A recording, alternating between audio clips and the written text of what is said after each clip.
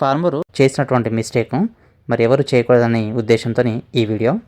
చిక్స్ను observe చేసినప్పుడు వాటిలో E. coli కనిపించినప్పుడు వాటికి జెంటామైసిన్ థైలోసిన్ ఇంజెక్షన్ అనేది చేయించాడు.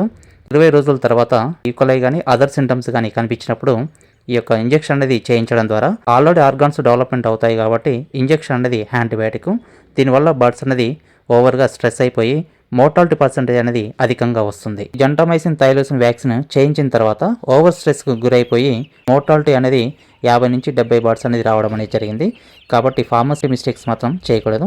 రిపోర్ట్ ప్రకారము ఇక్కడ అబ్జర్వ్ చేసినట్లయితే ఈ యొక్క బర్డ్స్లో ascites, E coli infection, nephritis, liver infection అనేది ఎక్కువగా కనిపిస్తుంది. 1000 లీటర్ వాటర్కి వచ్చేసి 450 ml CID 2000 అనేది ఇచ్చేసుకోవాలి.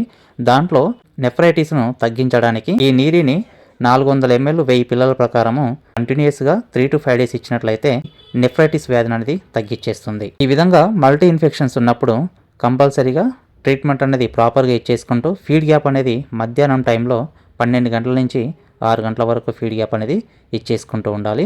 ట్రీట్మెంట్ అనేది టైం టు టైం ఇచ్చేసుకుంటూ బయోసెక్యూరిటీ అనేది పాటించాలి.